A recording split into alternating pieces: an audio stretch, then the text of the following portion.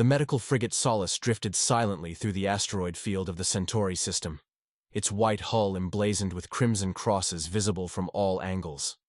Commander Jack Reed stood on the bridge, hands clasped behind his back as he watched the distant flashes of battle light up the void. The war between the Galactic Alliance and the Dramari Empire had raged for 3 standard years, but humanity had maintained its neutrality until now. "How many wounded are incoming?" Jack asked, his voice steady despite the tension. Lieutenant Emma Davis consulted her holographic display. 17 Alliance soldiers and 22 Dramari. Critical cases across the board. Jack nodded.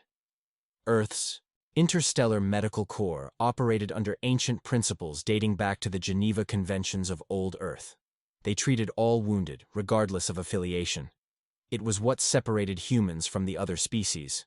Their stubborn insistence on humanitarian principles even in the face of interstellar conflict. "Prepare all surgical bays," Jack ordered, "and inform the receiving teams that we have mixed casualties."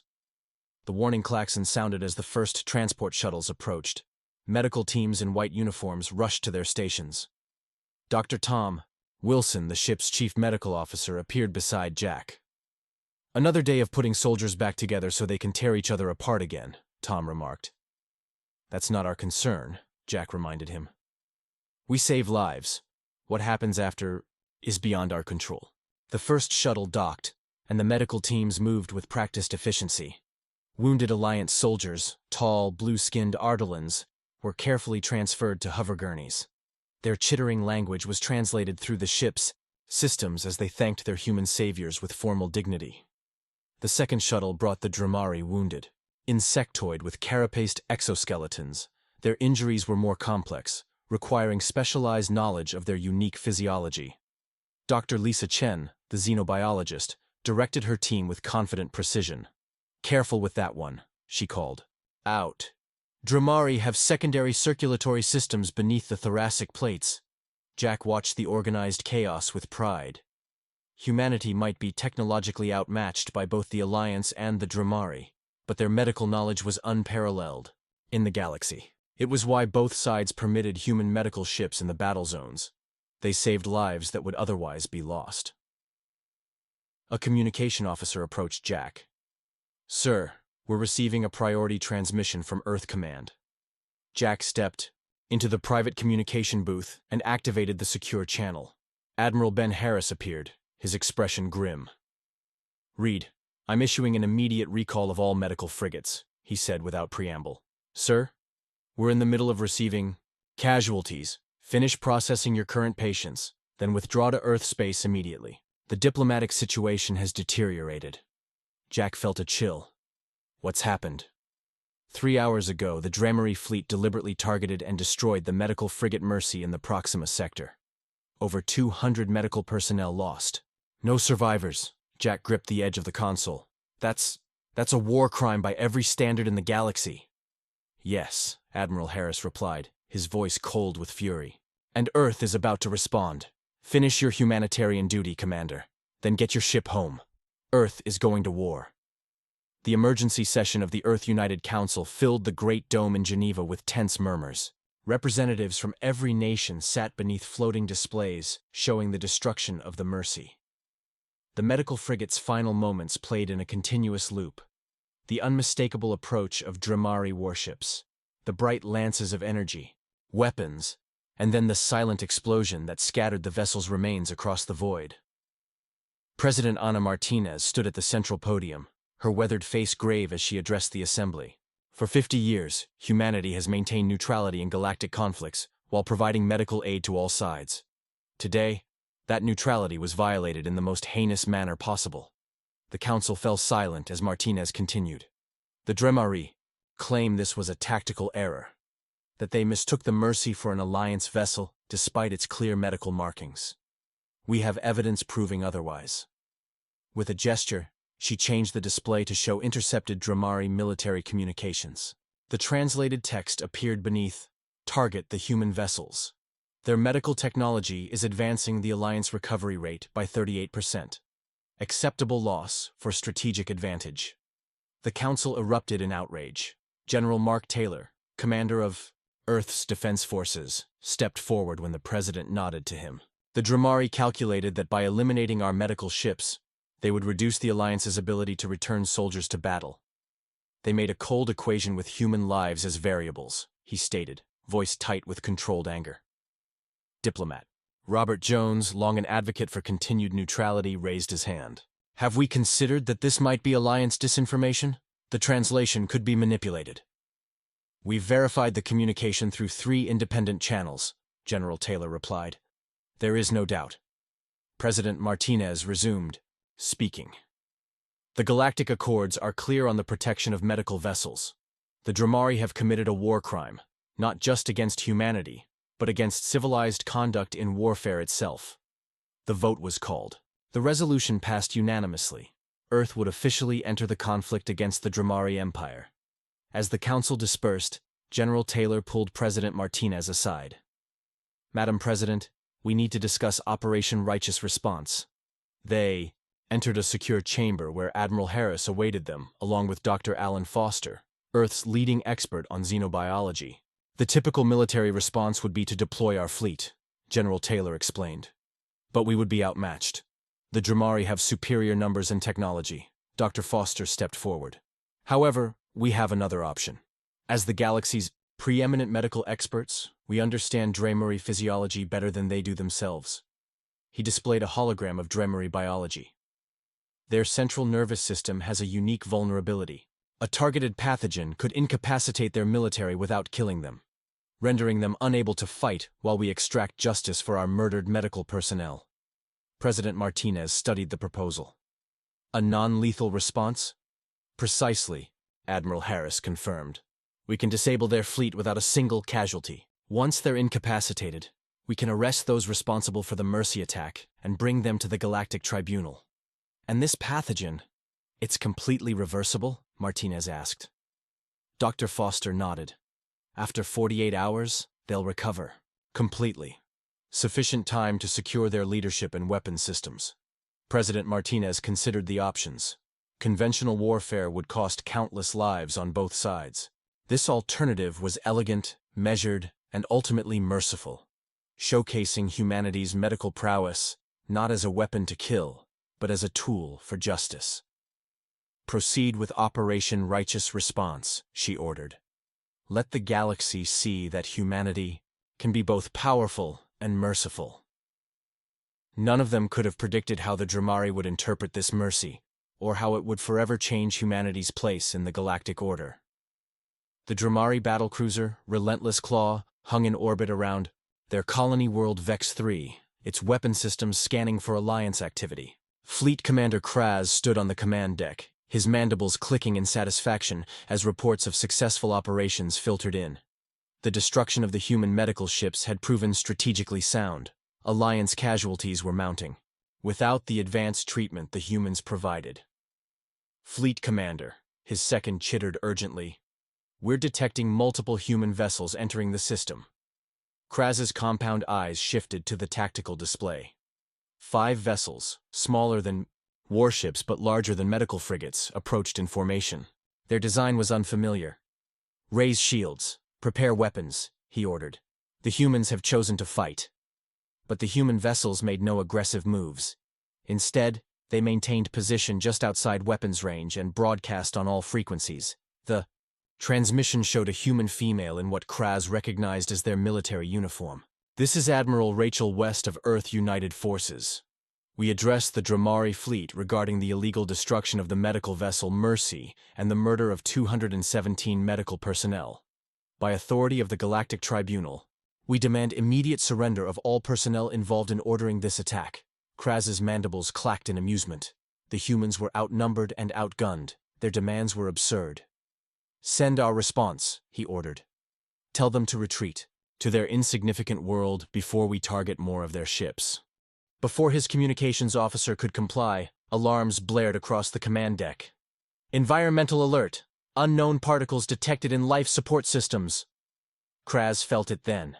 A strange tingling sensation spreading from his central nervous cluster. Around him, other Dramari officers began to stumble, their movements becoming uncoordinated. What is happening?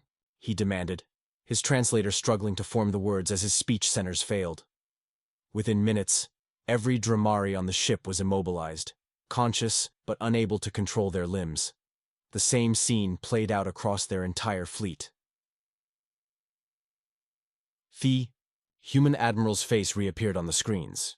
The agent you are experiencing is non-lethal and temporary. It targets the unique gamma receptors in Dramari neural pathways, causing temporary paralysis without permanent damage.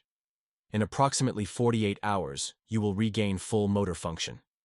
Human boarding parties in medical garb, rather than combat armor, entered the vessels. They moved efficiently, placing identification markers on specific Dramari officers, those who had participated in the decision to target the Mercy.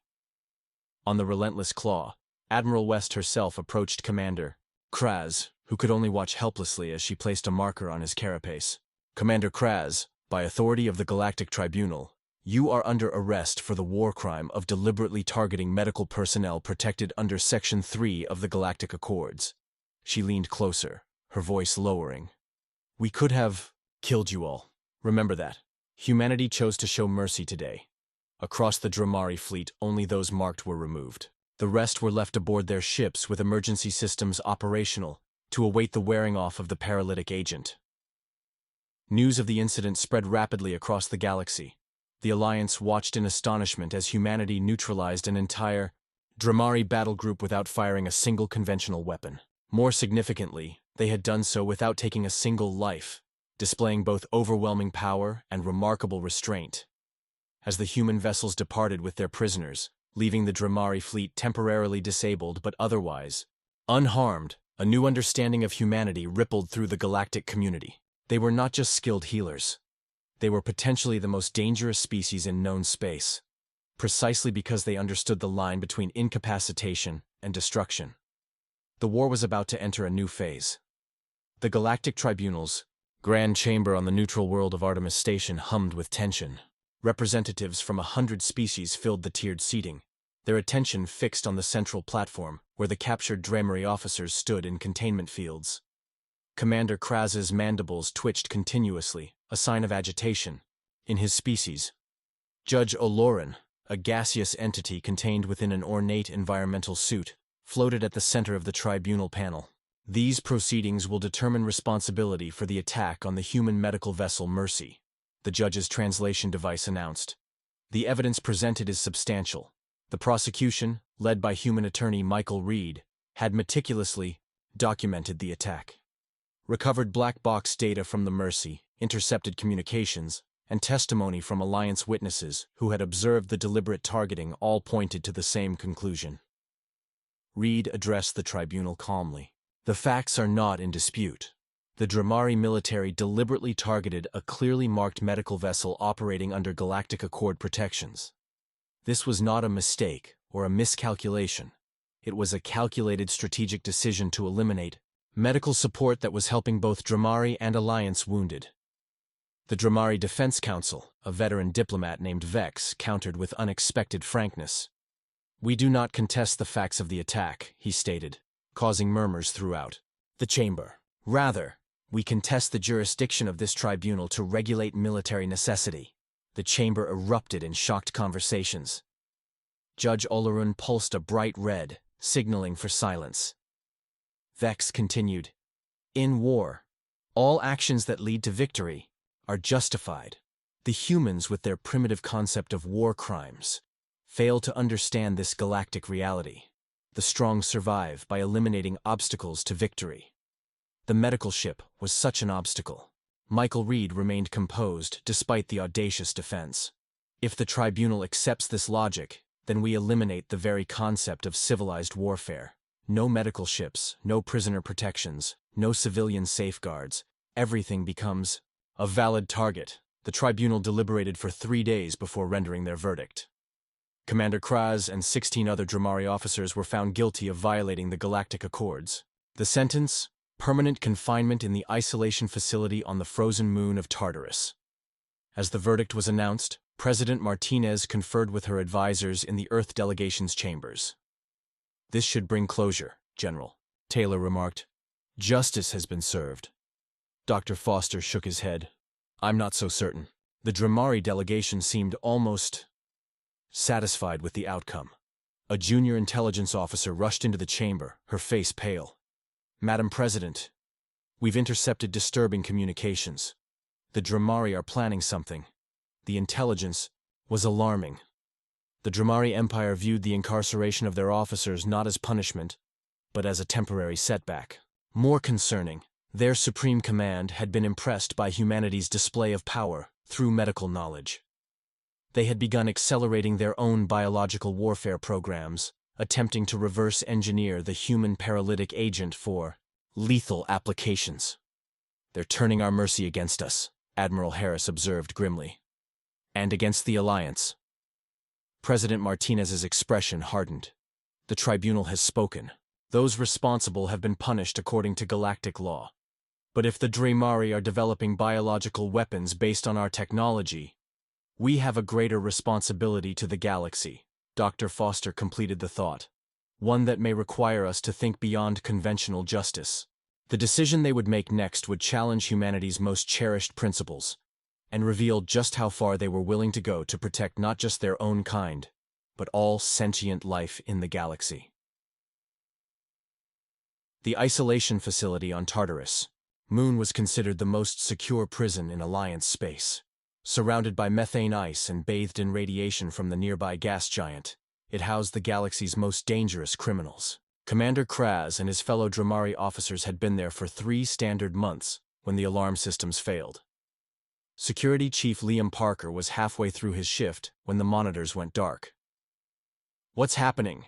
he demanded, activating emergency protocols. "Some kind of power fluctuation," his assistant reported. "Backup systems are also affected." Before they could investigate further, the main doors to the security center slid open. A team in what appeared to be standard Alliance maintenance uniforms entered. "We weren't notified of any scheduled work," Parker began, then froze as he recognized Dr. Tom Wilson from the medical frigate Solace. "Security Chief Parker," Tom greeted him with a nod. "I need you to step aside." "What is this?" Parker demanded. "A necessary intervention," Tom replied, as more humans entered, all recognizable as Earth's medical personnel. "We're removing the Dramari prisoners." Parker's hand moved toward his sidearm. "That's illegal. Those prisoners were sentenced by the tribunal. And now they're being pardoned by humanity," came a new voice. Admiral Harris stepped through the doors, accompanied by Dr. Foster. "We have authorization codes that will give us temporary control of this facility." Parker looked bewildered. "Why would Earth want to free the very criminals who targeted your medical ships?" Dr. Foster approached. "Because imprisoning them solved nothing. The Dramari Empire is using our response as justification to develop weaponized versions of our medical technology. They're creating biological weapons that could devastate the entire sector." "So you're surrendering? Appeasing them?" Parker couldn't hide his disbelief. Admiral Harris shook his head. "No.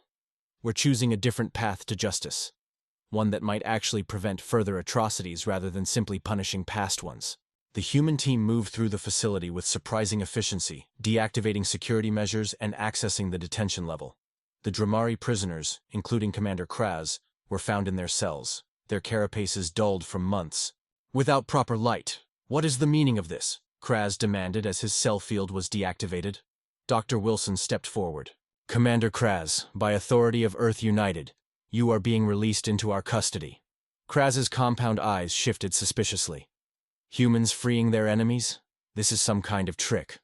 "Not a trick," Dr. Foster explained. "An opportunity. You're being taken to Earth."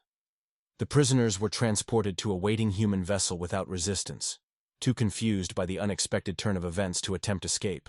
As they departed, Security Chief Parker received a priority communication from Alliance Command.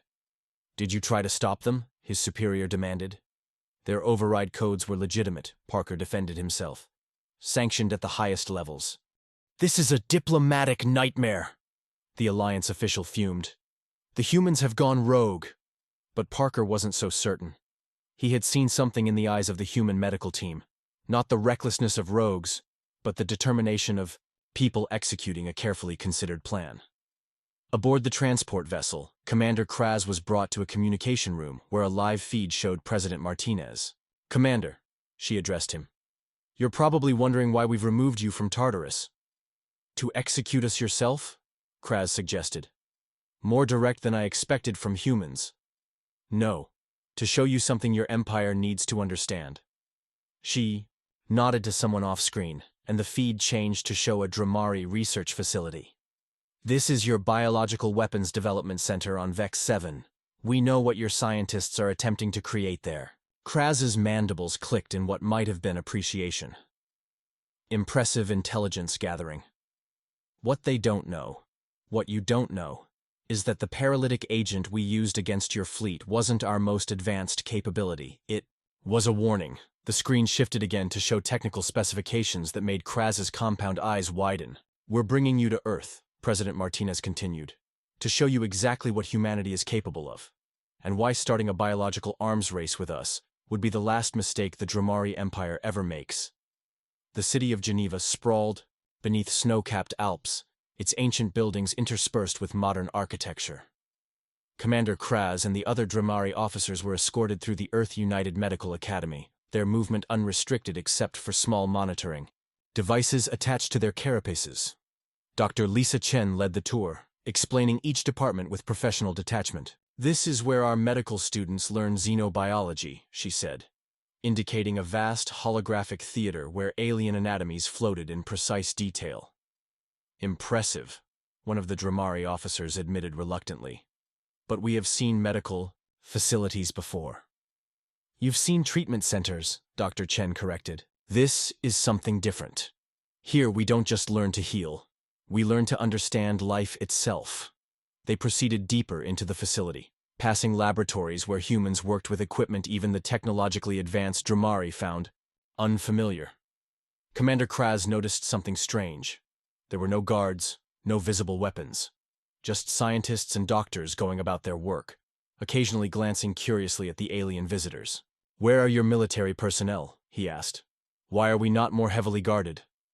Dr. Foster joined the group, smiling faintly. Commander, you're standing in humanity's most powerful defense installation.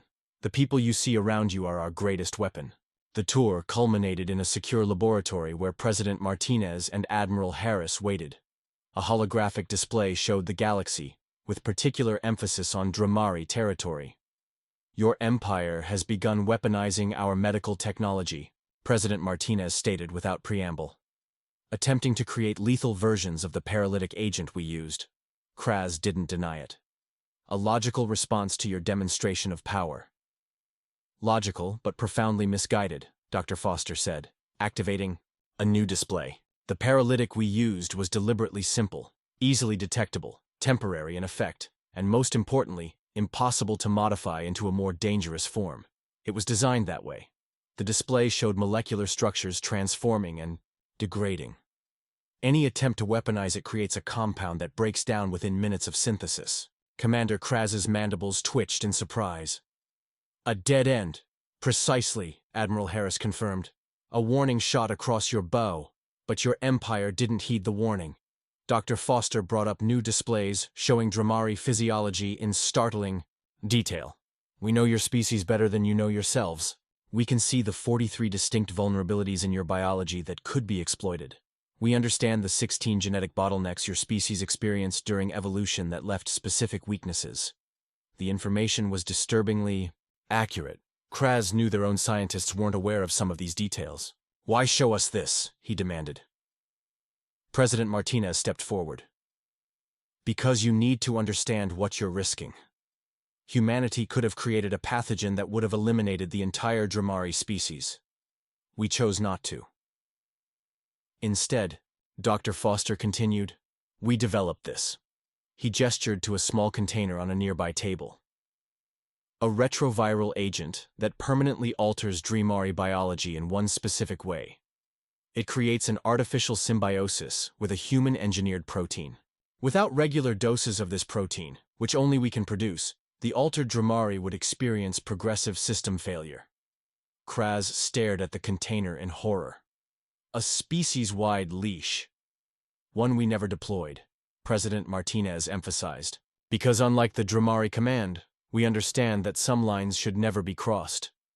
Biological warfare is one of them. Admiral Harris spoke next. You're being released, all of you. Return to the Dramari Empire with what you've learned. Here. Explain to your leaders that continuing down their current path will not end well for anyone. And if they don't listen? Kraz asked. Then we'll be forced to demonstrate more directly why targeting medics was their greatest mistake. President Martinez's voice was calm but resolute. Humanity joined this war reluctantly. We can end it decisively if necessary. As Kraz contemplated, Dr. Chen approached with a data crystal. This contains information that will help your own medical corps save more Dramari lives. Consider it a gesture of humanity's true priorities. Commander Kraz took the crystal, his compound eyes reflecting the faces of the humans surrounding him. Not conquerors or oppressors, but something perhaps more terrifying. Healers who understood precisely how to unheal. 6 months after the release of the Dramari war criminals, the Galactic Council convened an emergency session. The Great Chamber on Artemis Station buzzed with anxious energy as representatives from all major powers took their places. At the center of attention stood the human delegation, led by President Martinez. The Council recognizes Earth's representative, announced Judge O'Loren, their gaseous form shifting to a diplomatic blue hue. President Martinez stepped to the podium. Esteemed members of the Galactic Council, I come before you today to announce that as of Euro 600 Standard Time, hostilities between Earth and the Dramari Empire have ceased. A wave of surprised murmurs swept through the chamber. The Alliance representatives looked particularly stunned. Furthermore, Martinez continued, the Dramari Empire has agreed to immediate peace negotiations with the Alliance, with Earth serving as mediator. The Alliance Prime Minister rose in objection. This is outrageous. The humans unilaterally released war criminals, and now they broker peace without consultation? We have been fighting the Dramari for years. From the opposite side of the chamber, a figure moved forward. Commander Kraz himself, now bearing the insignia of the Dramari Diplomatic Corps. The Prime Minister's anger is understandable, Kraz acknowledged, his translator conveying surprising humility. But perhaps he is unaware of what has transpired within the Empire since our educational visit to Earth. Kraz activated a holographic display showing Dramari medical ships, clearly modeled after human designs, treating wounded from both sides of the conflict. The Empire has established its own interstellar medical corps, operating under the same principles as the humans. We have learned that true strength lies not in targeting the healers, but in becoming them. President Martinez nodded approvingly. Our release of the Dramari officers was not forgiveness for their crimes. It was an investment in preventing future atrocities. The Alliance representatives remained skeptical, but the evidence was compelling. Reports streamed in showing Dramari forces withdrawing from contested systems, their warships being retrofitted as medical and scientific vessels. Dr. Tom Wilson, now Earth's ambassador for interspecies medical cooperation, addressed the Council. Next, when our medical frigate was destroyed, humanity could have responded with overwhelming force.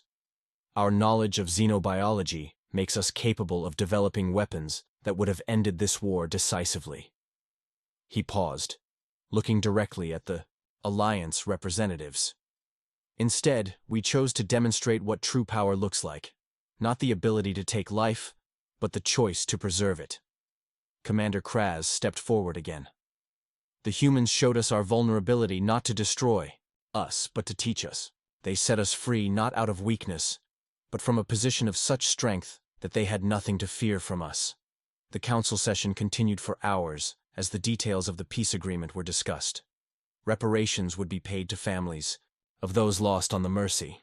Contested territories would enter a period of shared governance. Most significantly, a new galactic medical exchange would be established, with both Dramari and Alliance participation, headquartered on Earth.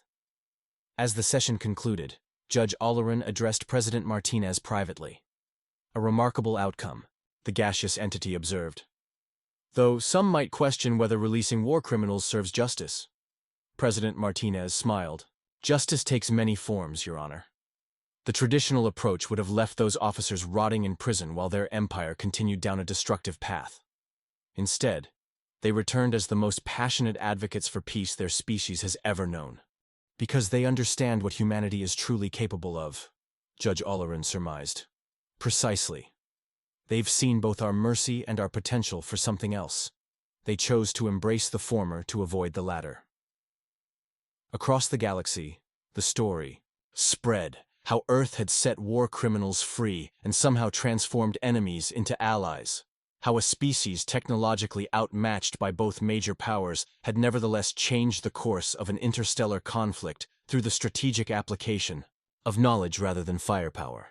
On the medical frigate Solace, now joined by Dramari medical vessels in a cooperative mission near the former front lines, Commander Jack Reed watched as human and Dramari medical teams worked side by side, saving lives regardless of species or affiliation. "Did you ever imagine this outcome when we heard about the Mercy?" Dr. Wilson asked, joining him on the observation deck. "Never," Jack admitted. "I expected vengeance, not whatever this is." "Transformation," Dr. Wilson suggested. "The most powerful force in medicine isn't the ability to heal wounds. It's the ability to prevent them entirely by changing the underlying conditions." Below them, a human doctor showed a Dramari medical officer how to properly treat an Alliance soldier's injury. The Dramari's mandibles moved in what humans were learning to recognize as their version of a smile. "Our medics were targeted," Jack mused, recalling the phrase that had become something of a rallying cry. "And Earth set the war criminals free. And in doing so," Dr. Wilson completed, "we ended the war."